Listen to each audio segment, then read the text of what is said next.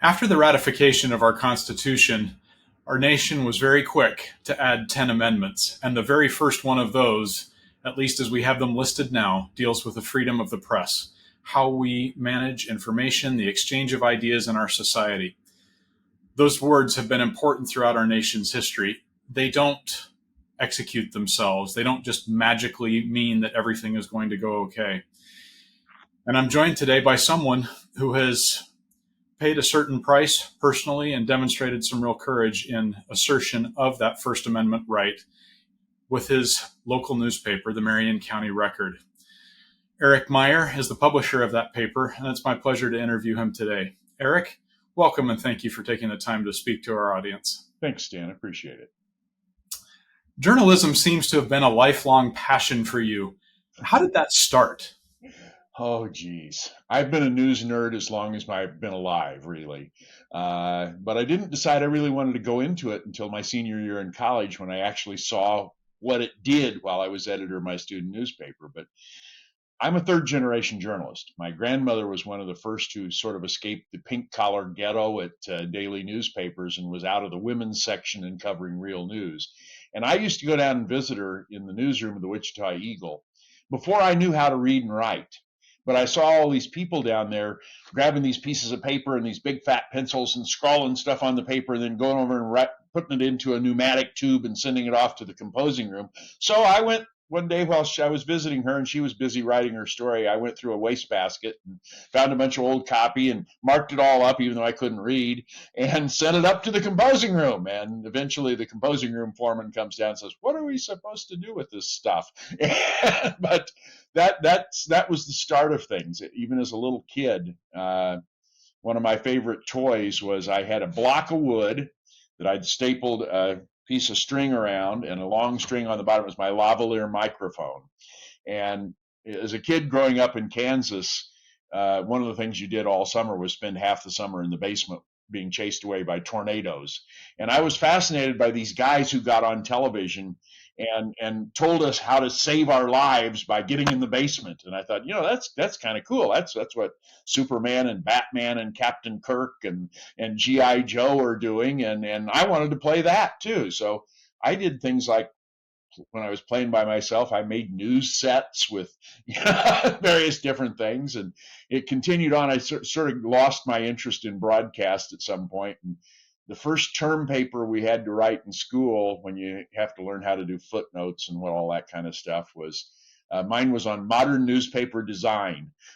So I was. My father was in the business. He was running this newspaper, as a matter of fact. My grandmother was in the business. She retired and came to work at this newspaper. And I was always planning, though, to go to college and go off and be a lawyer and an MBA and be some corporate, thank God I never did it. I would have hated that. But became editor of my campus newspaper, and seeing the effect that journalism had on an actual community firsthand convinced me that this is what I really wanted to do forever. So I decided when I was a senior in college that forget the law school, forget the MBA stuff. Let's go off and be a journalist. Can you remember any particular stories that stand out from your time as a college journalist where you really saw the impact and the bug bit?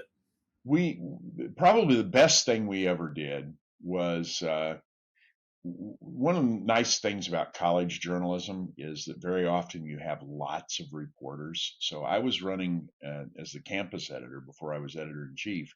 I had 75 reporters.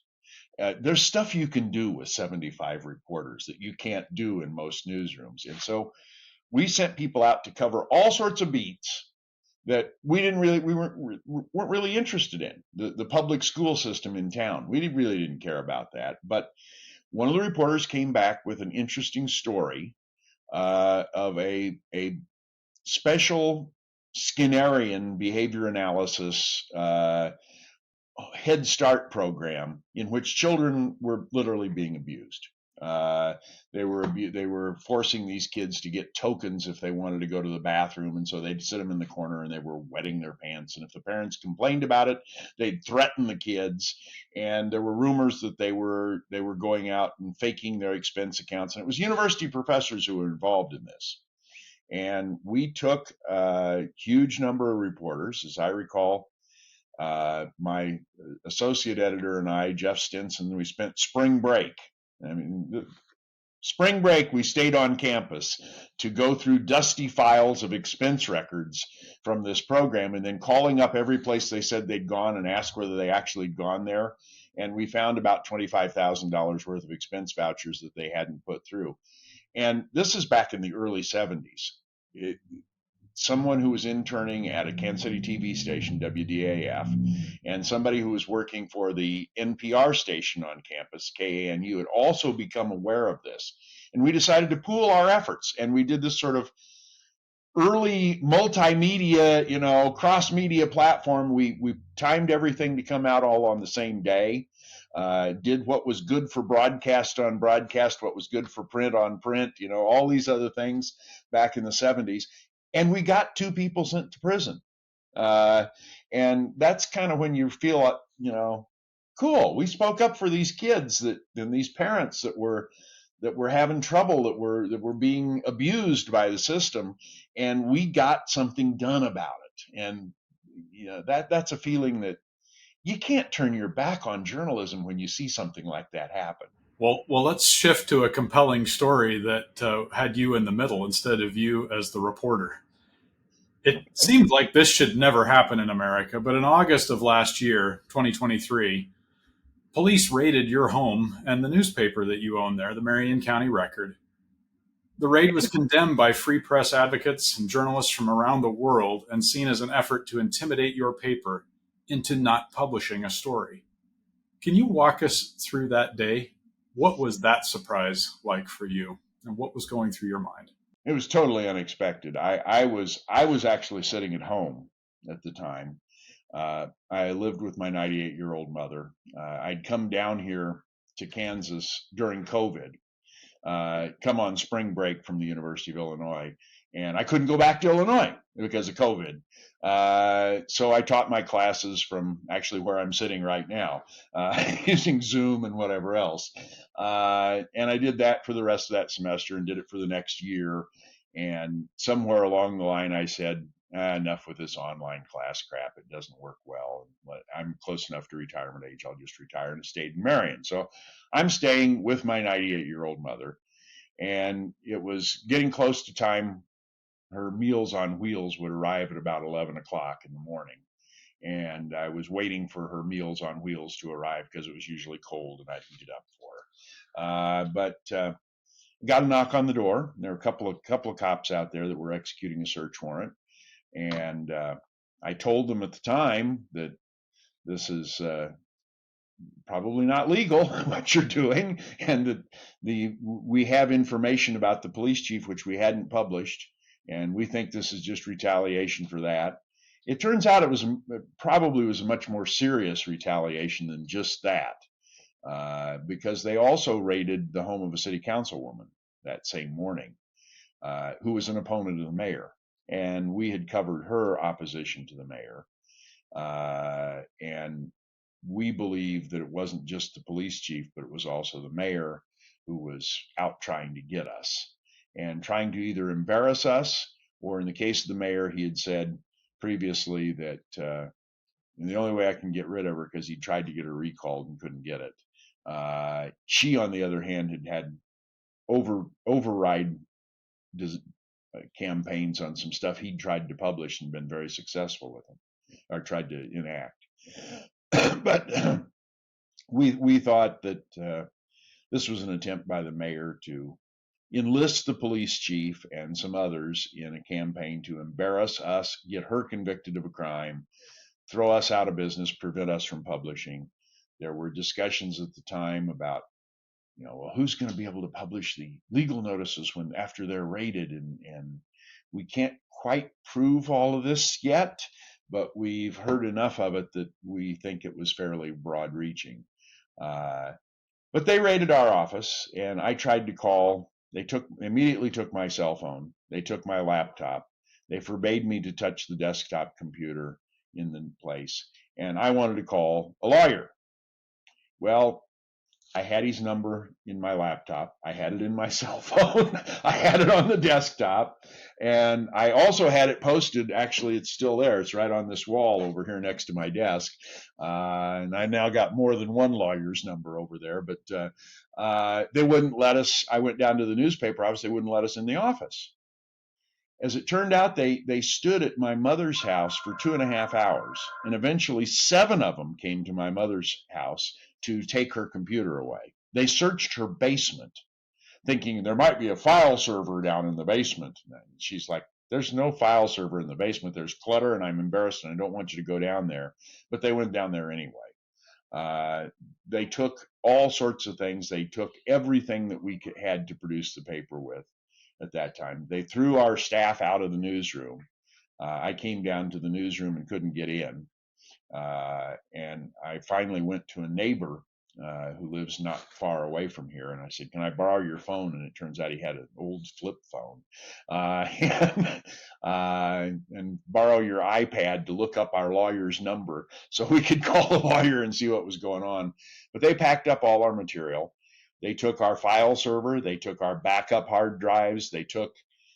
We had backups on Blu-ray discs. They took all the computers that had Blu-ray players on them, so we couldn't get any of our backups. We didn't even have, the newspaper has a nameplate up at the top that says what your name is. We didn't even have that. We didn't have that nameplate anymore. And we had to produce a paper. They eventually returned all this to us about 2 hours after we produced that first paper afterward. They could have returned it a little earlier and it might have made it easier for us, but they didn't. And they accused us of identity theft. Now, the sad thing is that we had received a tip. Well, actually, to back up just a little bit, we'd been invited to a meeting, a public forum, by a congressman, and got a personal invitation to it. And we went there, and the owner of the coffee shop threw us out. Didn't want any media in the event, and threw us out and had the police chief throw us out. In response to this, a woman who knew the coffee shop owner sent us what she thought was some dirt on the coffee shop owner, that she had been driving for 20 years without a valid license, because she'd had a drunk driving conviction that she'd tried to have diversion put onto and never completed the diversion agreement. And the person who gave us the information said not only has she been doing this for 20 years, local law enforcement are well aware of it and have done nothing to enforce it. So our first thought was, we didn't want to be Dan Rathered. We didn't want to have a fake document in our possession that wasn't real. So we wanted to verify, was it a real document? So we asked her how she got it. And she told us how she got it. And we went off and tried to find it, and we couldn't find it there. So we eventually called up the State Department of Motor Vehicles and said, well, how do you get this? And they told us how. They gave us the instructions on how you get the document. And, they knew what we were doing. They knew why we were doing it. So we got the document. We looked at it. It was legit. But we found from another source that really what was going on here, this had probably been leaked by the woman's estranged husband, who was arguing in their divorce case that he should get all their cars because she didn't have a valid driver's license. And we said to ourselves, this is not a story we want to run. So, but we were concerned that cops were not arresting her. So I sent off a note to the sheriff and the police chief saying, we've received this document. We aren't going to do anything with it.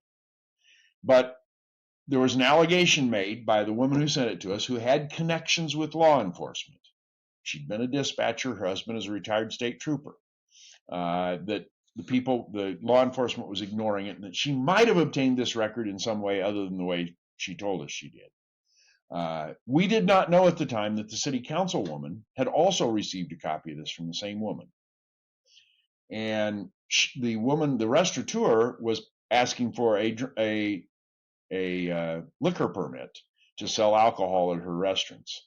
And the city council member sent a copy to the city administrator saying, does this affect her license application that she has this pending drunk driving conviction, and should she be getting a liquor license? And the city administrator said, Now that's for the state to decide. We don't look into that issue, and I've instructed the police department not to follow up on it. The police chief didn't receive our note until he'd gone home for the weekend. He saw it the first thing the Monday morning after that. And at some point, there was some discussion made that involved city council members. The only way they could overrule the city administrator would be if the mayor overruled him and said, start an investigation. The police chief started an investigation. It was a shoddy investigation. One of the police officers called the state and said, did somebody access this record? And they said, yeah, there's a loophole they can get this record through. And he didn't even bother to ask who the person was, what their title was. He got false information. Said, and right after that, the restaurant owner accessed this. We have a record that was accessed under her name. So obviously they had faked her name rather than using the name of the reporter, which is what was on the request for the document. Well, it turns out that all the transactions for a day are loaded as a batch once in the morning. So every transaction that had been made that day showed up as sequential, like 2 minutes apart. And it was different IP numbers, and it was the ex-husband of the woman making the request. So real shoddy reporting. They rush out and get a search warrant and wait a few days. How the search warrant, the county attorney said he didn't read it. The judge, who wasn't even the judge for here, she's a magistrate judge from a different county, approved it. We don't know why the judge from this county wasn't here and didn't approve it. We've asked whether she ever saw it. They won't tell us whether she ever saw the request. There was a complaint issued not by us but by somebody else against the magistrate judge for approving the search warrant. The state sent a note back saying, well, judges have almost total immunity to their action. And we don't say that we would have agreed with pursuing the warrant, but we have sent her advice that in the future we recommend that she reads things before she signs them. And there was a complaint made against the county attorney, and it was sent back that said, well, he didn't do anything wrong. He has immunity. Most county attorneys actually read search warrants before they send them to judges, but they're not required to, so that's okay. So kind of a catch-22 situation in trying to get culpability for this. So they raid our office and take all of our stuff, and we put out a paper. Eventually, the county attorney, prodded by some state officials, decides on the Monday after the raid that, oh, shoot, there wasn't probable cause for this search to ever exist. And so he makes a request, but waits till Wednesday to do it, to remove the search warrants and return all the devices to us. They had made a copy of our hard drive, which he didn't want to return to us. It was something that was added to the seized inventory after they gave us a copy of it. We only found it accidentally, and then they didn't want to return it to us. And they started going through, well, we should have the judge review it in camera. And then a judge finally sent down and said, read my original note. It said return everything now. And so for the judge, they actually smashed the hard drive. And we had the sheriff and the undersheriff with a hammer and chisel come in and take the little hard drive and smash it into little pieces. So we have a bag of pieces of a hard drive that is the return of that. And thereafter, it's just been a roller coaster of legal affairs and still pending, likely to be pending for years to come, lawsuits. Yeah, it's a remarkable story. And going through all that detail is sobering in itself. What happened inside you just as you're watching all this go on? What were you thinking as kind of what animated your actions at that point then? You know, I will tell you, and you don't think. You just do. I mean, you know, first of all, you know in your soul this is wrong. You're not supposed to do this. So I told him at the time, I said two things to him that were a little prophetic. I said, this is going to be a huge lawsuit. You're going to be sued, and you're going to be on the front page of the New York Times. And they laughed at that. Of course, they were on the front page of the New York Times, but and they had a huge lawsuit against them, multiple huge lawsuits against them. But basically, you revert to your training, and you do what you're supposed to do, which is you orally challenge them. You do not physically challenge them, otherwise they will try to have you arrested. By the way, they tried to have my mother arrested, my 98-year-old mother arrested, and I didn't mention that part of the story, which I really should have. My mother was so distraught about this. The 2.5 hours she had to sit there with the cops and watch them ransacking her house. She would not eat that night. She would not drink water. She would not go to bed. She sat in a chair in the living room till about 6 in the morning, and then finally went to bed. I let her sleep till a little after noon, and I woke her up at that point and said, you didn't eat anything yesterday. You need to have something to eat. All through the raid, she kept telling them she was very, get out of my house. She said some great lines that people have appreciated. She was telling the cops, do you have a mother? Do you love your mother? Does your mother love you? And what you're doing is wrong, and Gestapo Hitler tactics. She really laid into it. And she one time approached one of the cops with her walker, and the cop involved wanted to have her charged with interfering with law enforcement, aggravated assault on a law enforcement officer for attacking her with her wet walker. Well, we've got video of it. I mean, one of the nice things is we didn't have to wait for body cam. I had a camera in that house in case she fell or something. And so we had video ourselves of what went on in there. And she's not threatening them. But the cop, by the way, who threatened to have her arrested, he's now the interim police chief in Marion. So we're not rid of these people. The notion of what did we do at the time, that's automatic. We put out a newspaper. It took us 2 all-nighters. We just did what we're going to do. That's programming. That's muscle memory. You just do it because that's what you're going to do.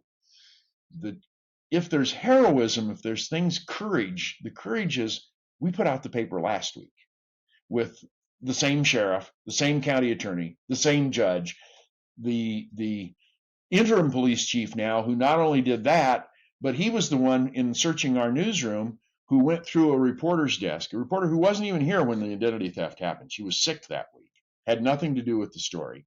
He searched all of her files and found she was the one who had the dirt on the police chief that we didn't use because we couldn't get documentary sources. We only had 2 sources who were related to each other. We actually had more than 2, but they were all related, and we weren't going to run it until we found an independent source that said that this guy who had been the police captain in Kansas City earning $120,000 a year suddenly decides he wants to go to Marion to be the police chief for $60,000 a year.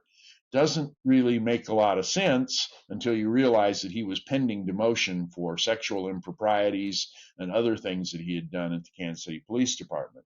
And we had that information. We just didn't have it nailed down to the point that we thought we could publish it. But in going through the desks, the guy who's now the interim police chief found that file, called the police chief over so that he could read it, and page 1 of that was the printout of the LinkedIn profile of our main source. So he now knew who gave the information to him. So anyway, back to my mother. She was, I got her up at around noon on Saturday and said, you haven't eaten. She went to the bathroom. She came back to bed and was sitting on the edge of her bed. And I said, do you want to eat here? Let me make some breakfast for you, get you some coffee, get you something or other. Do you want to have it here in your bedroom? You want to go into the family room? You want to eat at the kitchen table? She says, I don't know. I don't feel to, and dropped over dead. She died in the middle of that sentence. The coroner came and said it was the stress of the raid. Other experts have described it as broken heart syndrome. It's fairly common among elderly people that if they believe that she'd worked at the newspaper for 60 years. She was still working there at the time, 98 years old. She did a column of memories for us. If you believe that everything about your life was meaningless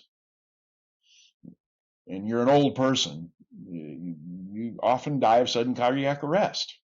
And that's what happened to her. She'd spent most of the evening, where are all the good people? Where are all the good people who are supposed to stop this? Well, they came. It just took them a few days to get there. We got huge outpouring of support. You mentioned earlier that all the media organizations rallied around us, and we appreciate that. We're very grateful for that, but that's not what we're extremely grateful for. It wasn't the media organizations rallying around us that we cared about. It was the people. We heard from tens of thousands of just average, ordinary citizens, steam fitters, union executives, politicians, law enforcement officers in a very large number, retirees, school teachers, nurses, whatever. Tens of thousands of them sent us supportive email messages. Thousands of them actually subscribed to our newspaper from all over the United States. So we have our circulation tripled as a result of this thing. Most of them subscribing online only, and 100% of the notes we received were supportive. And they were coming from everywhere on the political spectrum. I like to recount the story that I was going through them one day, and I never got a chance to answer all of them because it was 10,000 of them. You can't do it. And we'd lost our computers, so most of this was like ganged up in this big pile of messages that we finally got to weeks and weeks later. But I was going through it weeks and weeks later, and I was looking, clicking next through the things, and I'm so sorry for what they did to you. It must have been the damn Republicans did it. And I clicked next, and it says, I'm so sorry for what they did to you. It must have been those damn Democrats. I mean, it was coming from every side of the political spectrum. Conservatives, liberals, Democrats, Republicans, and they were all saying the same thing. And these days, to find an issue on which people of both parties and all political aspects agree on is rare. But they were agreeing on that this was wrong. This was just wrong. I think there's a sentiment of the public. There's a segment of the public that probably thinks journalism's an outmoded concept and it's technologically out of date, and none of which is true, and that it lies and fake news. But even the fake news people thought this was wrong, and fundamentally, I think they understand that there's an important role that the media, that news coverage plays in democracy, and that this is just not American. We were lucky enough, one of the awards we received is the Maria Ressa Award for Courage in Journalism from the University of Maryland. Maria Ressa, the Nobel Prize winning journalist from the Philippines, was there, and I got to have lunch with her. And she'd been following our story from Manila. And I asked her enough questions that I know she'd listened to it on the first day before my mother died. Then she'd listened to it on the second day after my mother died. And she'd really been following it very closely. She said to me, the most discouraging thing about it was that we and the rest of the world had always looked to the United States as our beacon of liberty and hope. And this is the kind of crap that goes on in our third world countries. And here it's happening in the United States. And that was very depressing to us.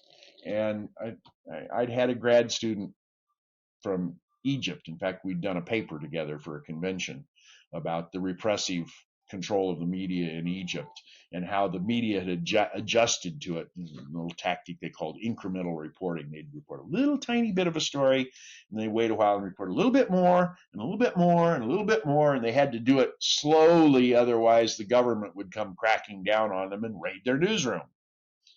Well, we did a paper on that and thought how awful that was. Well, that's what happened in Kansas. That's what happened in Marion, Kansas. Does it happen everywhere? It happens more than you'd think. One of the unusual things about us is we're not the only place this has happened to. We're the place you've heard about. You've heard about it partly because we are a little different than other places. I don't take a salary here. I work 80 hours a week and don't get paid, but I'm retired. I've got plenty of income. I don't need this. This is not why I'm doing it. This is not my livelihood. And I will not object to somebody whose livelihood depends on it, that they got to feed their kids. They got to get them through college. They can't challenge everything as fully as you need to. I've been in that position. I remember sitting in a newsroom when an editor was making a decision that I didn't think was good, and that my boss at the time didn't think it was good. I was a new father who had a 6-week-old baby, And my boss said, well, if you do this, I'm going to resign. And he did. And it's like looking at me and, okay, I can't resign right now. I just can't do it. But now the tale is turned on this. I'm now in the position where I don't have to, somebody wants to boycott me and put no ads in this newspaper. That's fine. We'll live with it. We'll figure out a way to make it work, because my financial livelihood doesn't depend on it. And so you're hearing about this one a little more than you might hear about some others. Well, you put together that issue right after the raid happened, and you got it out anyway with kind of a headline that went around the world: seized but not silenced. Yeah, that was a headline that just came to me. I don't know why. I'm a longtime headline writer, so I come up with headlines. But it was important to establish the notion that we were not giving up. There are some other sayings that I said at the time, we're going to publish come hell or high water. There's no way that if we had to take Post-it notes and handwrite the news on it and send them on people's doors, we were going to publish a newspaper that way that week. There just was no way we weren't going to publish. You can't be, when you're confronted with bullies, you can either bow to them or you can stand up to them. And most of the time, if you stand up to bullies, they go away. And you just have to realize that there's a minute that's going to be difficult when you're standing up to them. But standing up to them is a lot better than rolling over, because the next time it's going to be something worse. And the next time, they want your lunch money this time, and they're going to want your car and your house the next time. So you have to kind of stand up to bullies, and that's what we wanted to do. I mean, that's what newspapers are supposed to do. That's our role in democracy. Well, you've certainly set an example, and if it's all right, I'd like to wrap up with a couple of questions about that example and your thoughts for a rising generation who might be interested in the path that you've taken. You've had a chance to teach journalism in a college setting. What were the most important couple of lessons that you wanted students to absorb above anything else when you taught? I'll tell you, the mission of journalism is important. That you're out there, it was offered originally as an insult to Chicago journalists, that you comfort the afflicted and afflict the comfortable. That was actually supposed to be an insult, but it's actually a pretty good definition of what we do in journalism. You have to have a soul. You have to care about the community you're living in. One of the reasons why journalism typically attracts more underrepresented groups to it than most other professions do is because I think a lot of those people in those groups have that passion that they understand that there's a community that needs their services. And they want to be heard, right? They want to be heard. You need to give a voice to the voiceless, and make sure that this is not stridency. And most people don't understand this who are not in the business. I am very Jeffersonian. I believe that if the public has all the information, most of the time they'll make the right decision. Now, not all the time, and it might not be the decision that I would make. And honestly, I don't care. Most people don't think that's true. They think, well, you write editorials and you care what they're going to do. Well, I care, but I'm not trying to push an opinion down anybody's throat. I just want you to have all the information, make up your mind yourselves. You might be right, you might be wrong, but at least you knew that you had the information going in. And it's important for students to understand that that's what you're doing. The challenge that most students face is the ability to go up to people and ask them questions, to be willing to look stupid, to ask a dumb question that you don't, you have to, and to talk to people who aren't like you. I mean, but that's also the beauty of it. I mean, and go to a town that you don't know anything about. I've got a job applicant coming in next week who's graduated from the University of Chicago, not exactly a major melting pot, who'd gone to a very prestigious private school in New York, as for undergrad, lived in New York City, has probably never seen a town as small as this. He's coming out to come to a town like this. That will be good for him if he comes to this town. It'd be good to experience a place that you've never felt like, to be part of the flyover state when you've flown over it so many times, or to go to some other place, to go interview people. I remember interviewing somebody in a small town, and they were so proud of their accomplishments. He's in management. And I said, well, what are you managing? I'm the assistant manager at Burger King. Well, I mean, but in the mindset of the people involved, you have to put yourself in those shoes and understand that's a big accomplishment for those people that were there doing that. And just being a sociologist, being the Margaret Mead of your society, just for your own personal edification. I mean, I understand this is a time at which liberal arts education is not looked on with a great degree of support. People are renaming liberal arts colleges as arts colleges rather than liberal because they don't like the word liberal is to them a negative term. Understand that knowledge is important, and this is the business you're in journalism, is the knowledge business, finding information. And you've got to be willing to go up to people who you don't know, who may look scary or may look intimidating or may look like you don't like them, and ask them a question that they may find stupid. But do enough research so that you don't do that intentionally. You're not just going up and saying, what do you think about global warming to a scientist who does studies on global warming? Do some research and figure it out, and revel in that research. One of the little things I learned one day teaching, I was making reference. I said, I don't know whether anybody knows about this, but there's this stupid show on TV. It's on one of the Discovery channels or something. It's called How It's Made. And it's a Canadian show, and it's like spends 5 minutes about, why potato chips come in the bags are only half full, and how you make cornflakes. And the people around the class, they'd all watched it. All the good journalism students had watched it, because it's sort of this meaningless knowledge that you can get quickly, and maybe you're going to use it someplace in the future, but it's the love of acquiring information and then sharing it with other people.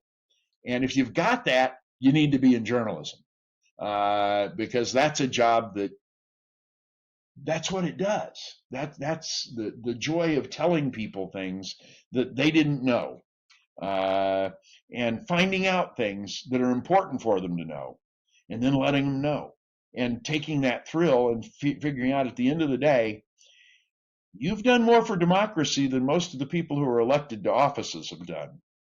And that's a good feeling. It's a really good feeling.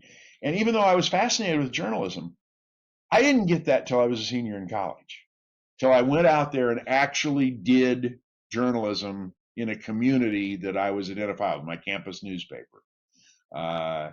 And I recommend to students that they get that experience. They work in a community that they're part of, that they can feel that coming out, and they'll be hooked. They'll be hooked for life.